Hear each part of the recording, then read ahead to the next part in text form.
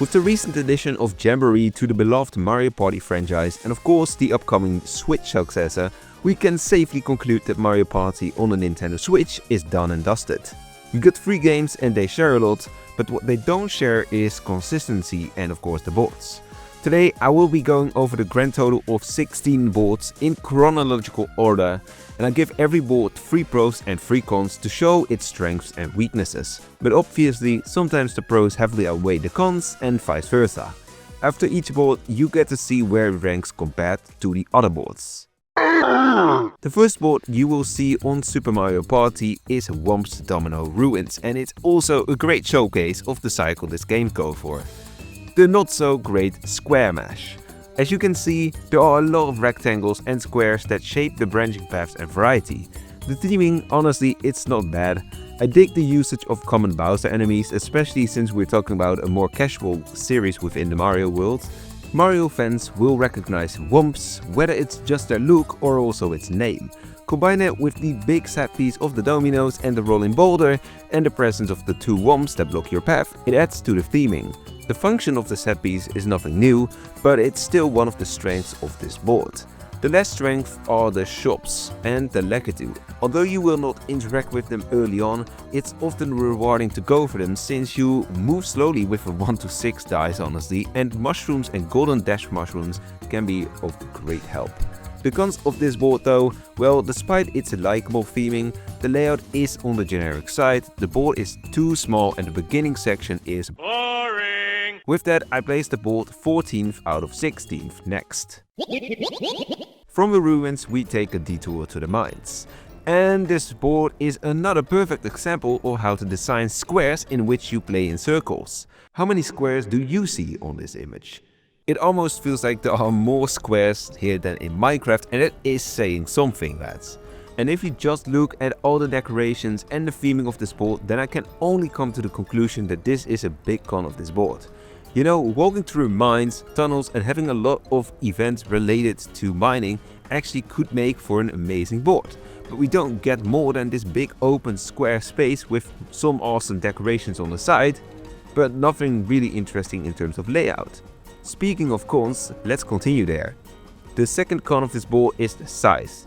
Yes, the 1 to 6 dice somewhat justifies it, but with more spaces and more movement possibilities, you can include so much more stuff on the board.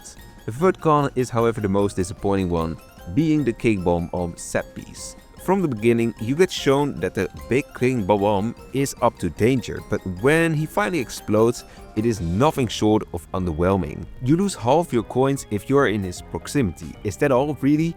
In a game in which it's so easy to get your coins back? Also, since it happens after your turn ends as you have to land on it exactly, you can barely use it as a tactical advantage. It's rather just an unfortunate happening. The pros of this board are that the event spaces are quite decent. The mining minigame is a bit of gambling to win some coins. The conveyor up north can add a bomb to your team, which then slows you down. And the minecart transports you to the other side of the map, which given this map isn't all that far. But hey, it's something. A second pro is that the King Bob-omb can activate relatively easily, which at least make this set piece a threat in a game of 10 turns. And that's good because you probably don't want to play more than 10 turns on this board. My last pro are the shop placements. Usually committing to the outer ring on this board is a bad idea since you are less flexible and golden pipes exist, meaning that the star you were going for could be snapped up by the other player, but the placement of the shop makes it a worthwhile consideration. With all that being said, I really don't like this board. I put it 15th right below the ruins. Can't wait to talk about proper boards next. Perhaps Megafruit Paradise is that board that can give us a sprinkle of hope.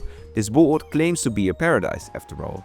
The first pro I have to give to this board is that it presents itself as a paradise. The theme is great with Blooper taking the spotlight, but I am mostly speaking of the watermelon and the pineapple that we are literally walking on.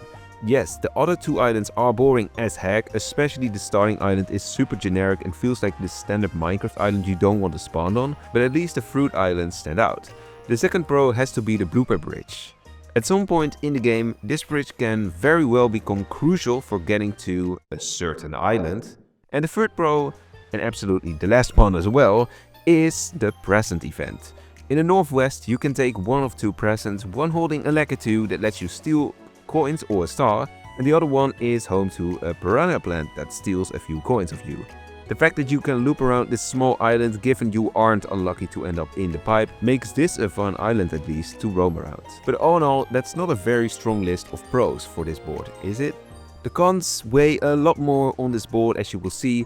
Like any Super Mario Party board, the square layout is boring, but what makes the board even worse is the lack of branching paths. Yes, there are two bridges that let you cross to the other side, and the pipes help with the y-axis, but it becomes even worse after a couple players have crossed the southern sand bridge.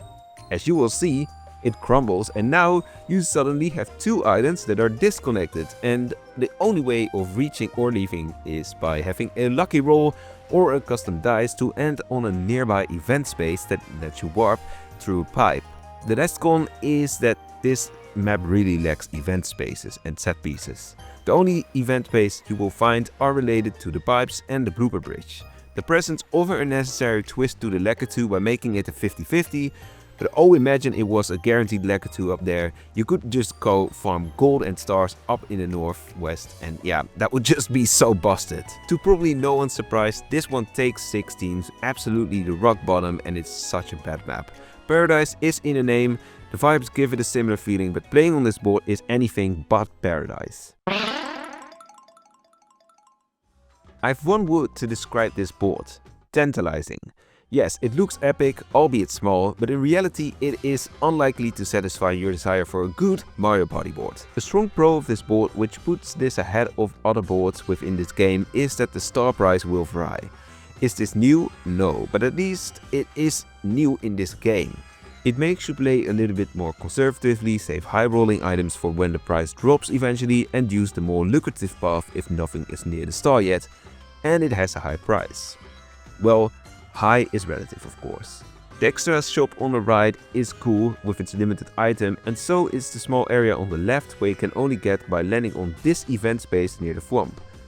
Here you can steal a star or coins, and there are a couple of opportunities to land on the versus space.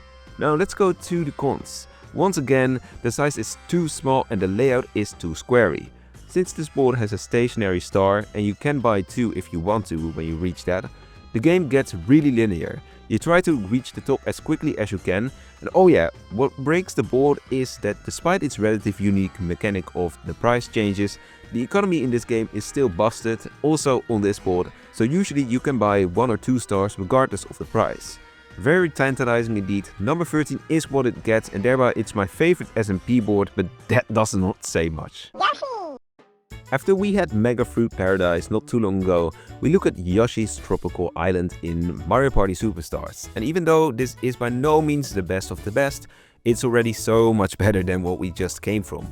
The board size is still on the small end, which is its first con. Also, despite having more options than the other summer island, it is still quite a linear board with just 2 circles and 2 Whomp bridges connecting the two. Luckily they are permanent though, unlike Megafruit Paradise Sand Bridge. But unfortunately, this board is still a beginner board, meaning it lacks the spice from event spaces. We have a couple, but they pretty much all swap Toadette and Bowser, who sell you a star and jank respectively. Now for the strengths of this board.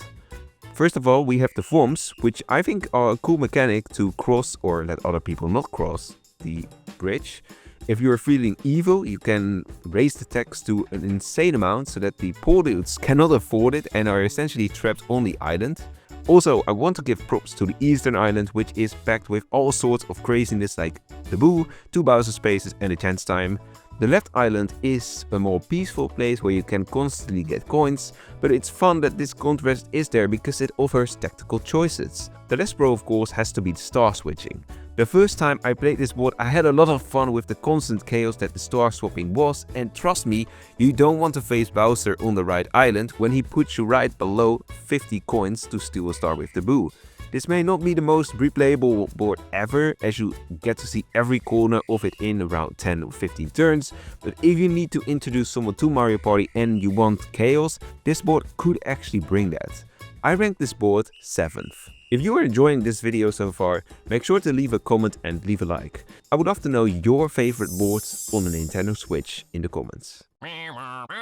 Alright, so Space Land is one of the 3 boards that the average person I know ranks higher than me.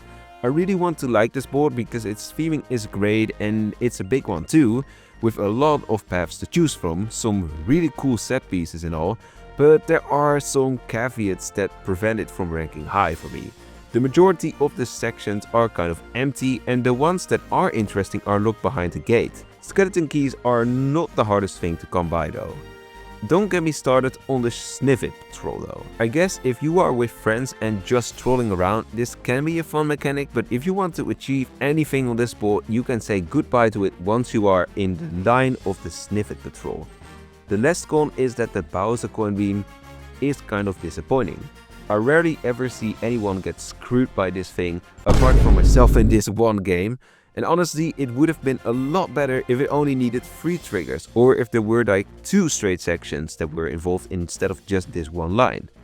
That would make it a lot more impactful, I think. Speaking of the beam, I do like that the last person to trigger it steps aside and avoids the beam, making it a very beneficial set piece to abuse when there is at least one opponent in the line.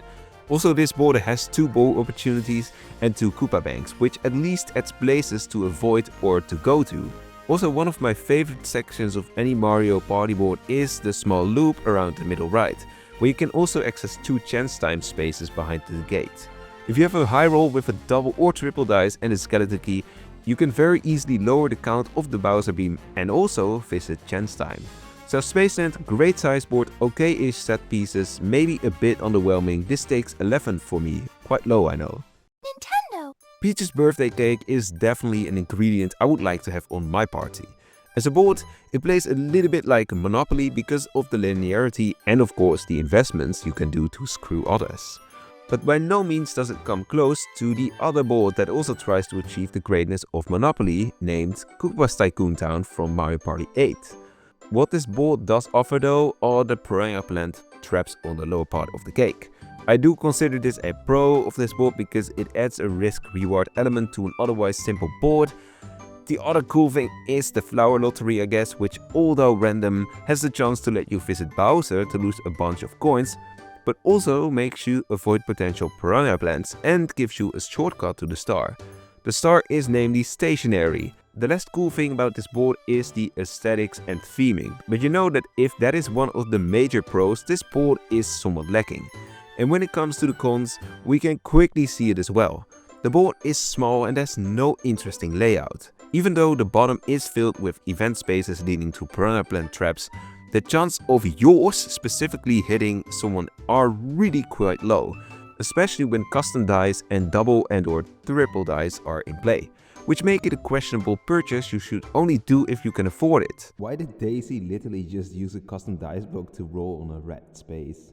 This board also has no real strategy involved. You could argue that is a pro, but I'd like my boards to be partially RNG and also partially strategy, and if it goes for the full RNG route, it should be a lot crazier than what we get here.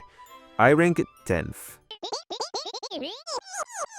Woody Woods, a comic board that definitely exists. This is one of the most bland boards in existence in my opinion, especially when we look at the theme, which is a big con in my opinion because the forest is really generic, even for a party game. Pick the spooky town of Horrorland, the beautiful cake, the space station and even Yoshi's tropical island, they all have more charm than this. Later on I will discuss another forest themed board that, albeit another forest, at least has some great decorations, but here not really. I find that the set pieces here, which are the 2 trees, are quite underwhelming too. The coin boost or coin loss does not really do anything at all, most of the time. And the movement fruit can be fun, but you don't always get it. Finally, for the cons, the whole bottom section is boring when it comes to spaces. It is where a major part of your route will be decided and you can loop around on both the left and the right, but apart from that one Bowser space and that one chance time, not much will happen here. The major pro of this board is of course the Monty Mole changing the path, for the good and the bad. Unlike the flower lottery of Peach's birthday cake, this can be manipulated to some extent and also calculated.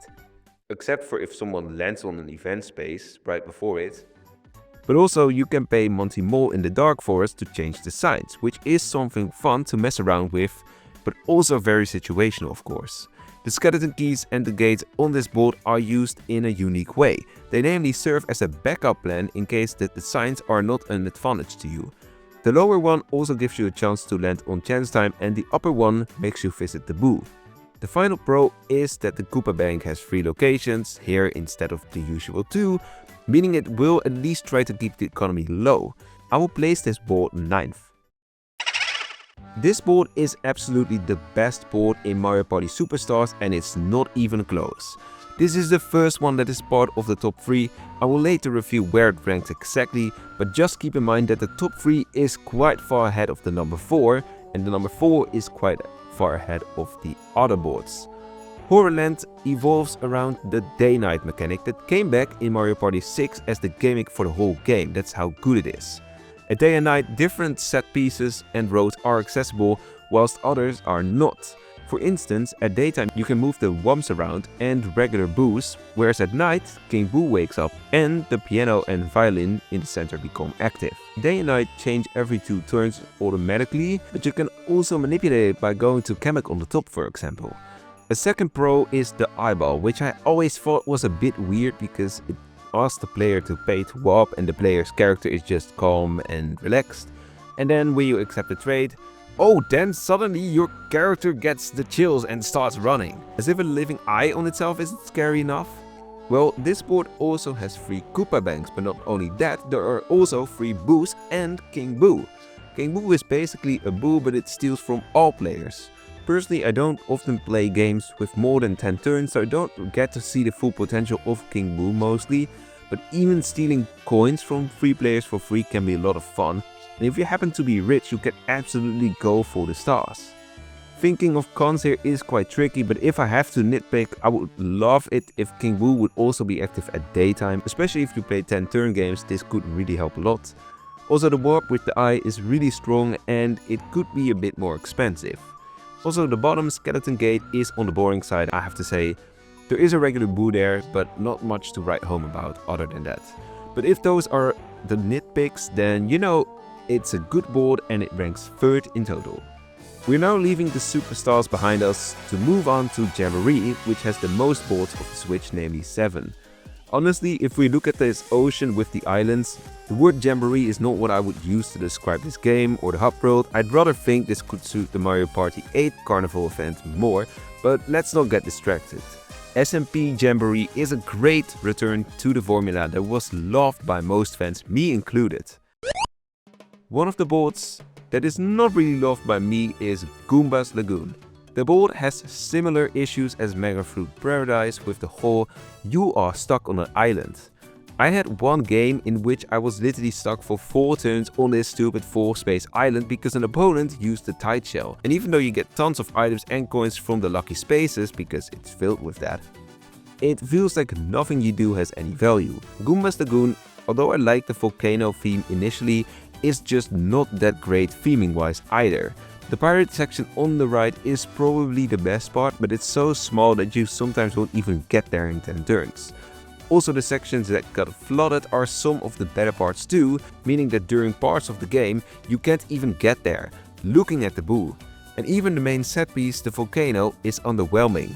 It either rains lava bubbles, which makes you lose coins, or it rains golden Goombas, which just give you a couple coins for free pretty much, or a lot of coins if you roll high enough.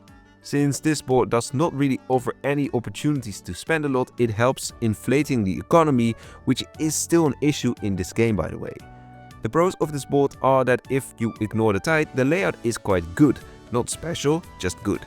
The pirate ship on the right has a cool minigame and the shops are placed well. That's all I have to say. This board is the worst of the middle, 12th place, or the best of the worst, however you want to say it. Mega Wiggler's Treeparty is that other forest themed map, but it also has flair this time. It's packed with sweet food.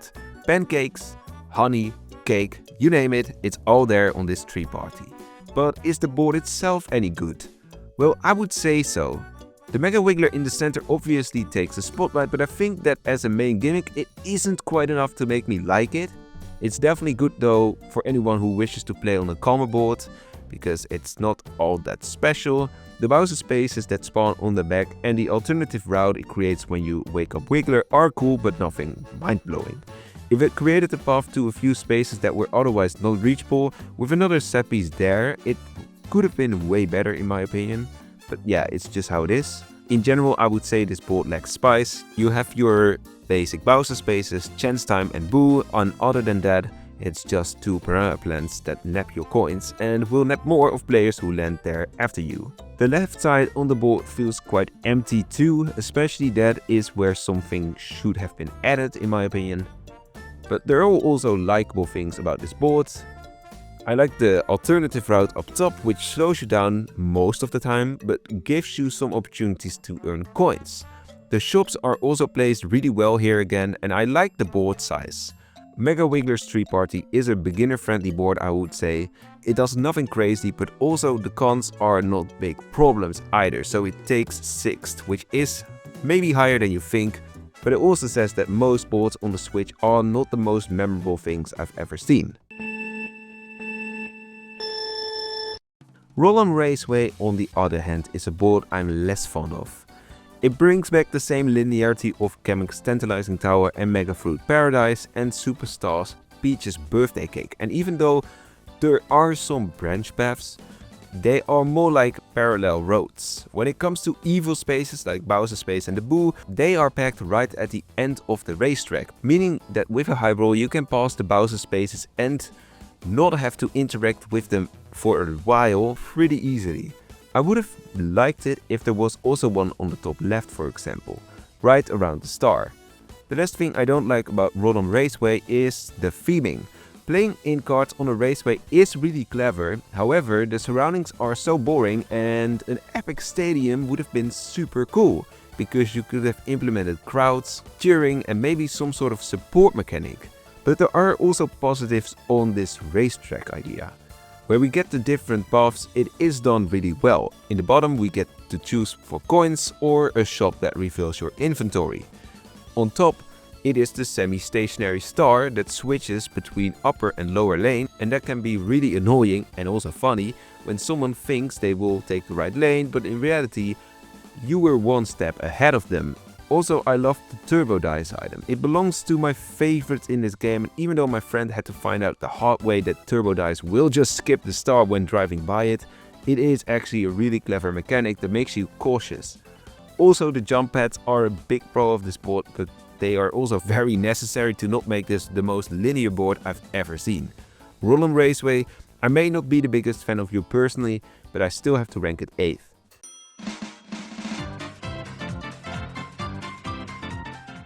This board definitely got the most hype in Jamboree, and that is all with reason. Rainbow Galleria, welcome to the iconic mask group in the Mario universe. This board features 3 floors, 7 different shops and a flash sale mechanic. Escalators and the elevator are perfect additions in the theme of a mall too, and are also essential for traveling of course. My biggest pros of this board are definitely the stamp system, the different shops and the theming, especially the first two. The stamp system is essentially you collecting different colors of the shell stamp across the board for a bonus of 10 coins per stamp and 50 coins if you collected all the 4 stamps.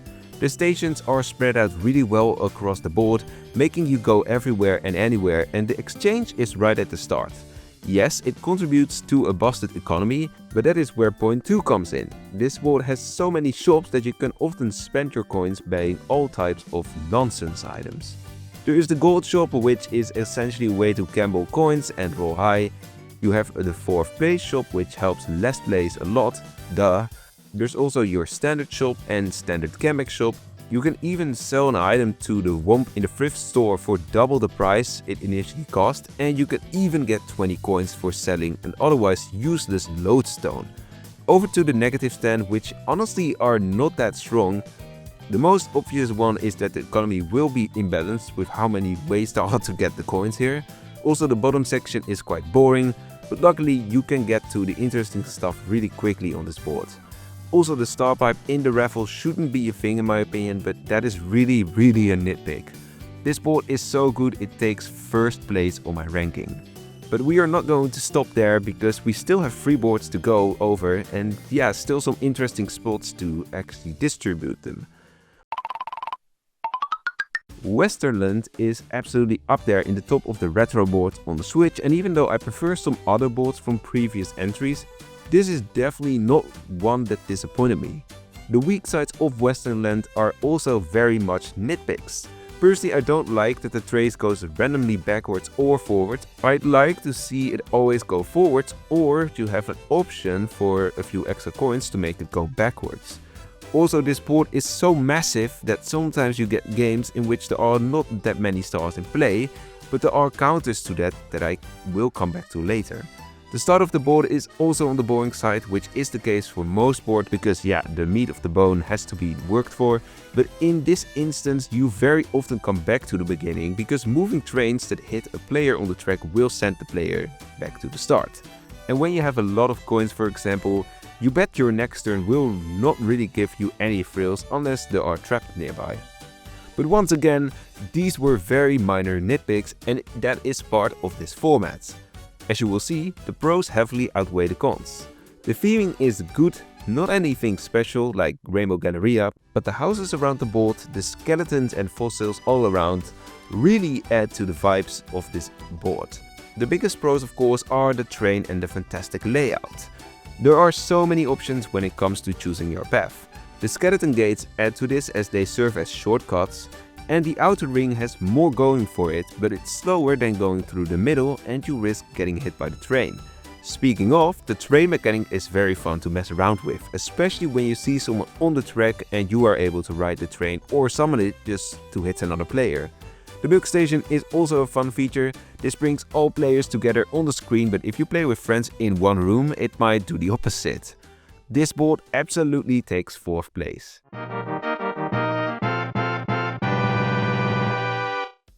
The other retro board in Jamboree is Mario's Rainbow Castle, and this is a very gimmicky board. It shares the somewhat linear design of Kamek's Tantalizing Tower, but the execution is much better than that one, and the difference between seeing a star that's slightly more expensive or a star versus Bowser is also a really important one. Whereas in Kamek's Tantalizing Tower you want to rush for the star pretty much anytime, here you really want to slow down if Bowser is up for contact, and thanks to the 2 choices in paths, this also works. What this board does really well too is the start and finish, because the shop is close to the start and after the shop you are already about to enter the chaos with the path choice. And when it comes to the finish, the 2 spaces right before you get to see Bowser or Toad are evil. They can literally rob you of your chance to get a star if you need to give out coins, or it can make your day if you steal coins from a foe, which makes you just have enough coins. One thing that is kinda there and does not make a big difference is the second time you choose a path. Going for the left here only is slower by 3 spaces, which can matter, but it's not that impactful. If anything, you would go left for the versus and the event space, which can be useful, but I would have liked to see if this section was a little bit bigger as well. This board is also not very replayable because it's small and linear, but like Yoshi's Tropical Island, it can be a good time if you want to do one simple yet chaotic game of Mario Party that does not take place on the map screen for half of the time. One final thing I omitted so far is about the rotating shops. Even though it's a cool gimmick that the shop can change based on whether Bowser or Toad is there, I miss the presence of a shop later on. If you want to get an item, you will most likely rely on item spaces, which in my opinion should be additional items and not be the main way to get items. Small critique though. Mario's Rainbow Castle is an infinitely better version of Kamek's Tantalizing Tower, and it will rank 5th. We are finally at the last board. If you made it so far, then I would absolutely recommend to you to subscribe right now to this channel, as I do weekly Nintendo streams and upload a video every month. The last board today is none other than King Bowser's Keep, of course. And this board is amazing. Obviously it is a big board with a lot of different routes and they all come back to the beginning using green pipes. The layout is a plus since you get to make choices all the time, whether it's early on when you have to keep the direction of the central conveyor in mind, whether it's on the conveyor itself or when to leave the conveyor, and even after that you get a choice between two paths every time. There are a lot of event spaces I could talk about, but the two most standout features are the vault and the central imposter Bowser that keeps summoning new Bowser spaces over time. You will be hanging out in the center of the board quite often, as this board has a bit of linearity and the directions can change, which brings Bowser a lot of happiness because he is desperate to steal your money. And when he does, it won't just disappear, but no, it will be placed in the vault on the right. Whenever a player passes by the vault, they get a shot of cracking the code, and if successful, they get everything in the vault. Especially if you do a long game or play with pro rules, this can be really decisive, as there can be multiple stars or tens or even 100 of coins. On shorter games, however, the vault does not really add all that much, which is a small flaw for this board, I have to say. Also, as described earlier, the board is semi-linear because despite its branching paths, you will always end up in a green pipe that puts you right at the start. The last flaw of this board is actually the theming. Bowser having a ball is nothing new, and especially Bowser's castle is an old story. Despite that though, I really like how much stuff this board throws at you, and I place it second for that reason. But that wraps up this ranking. What is your ranking, and did I forget to mention anything that makes or breaks a board for you? Let me know in the comments, and definitely check out this video next. I will see you later, and don't be a traitor. Goodbye.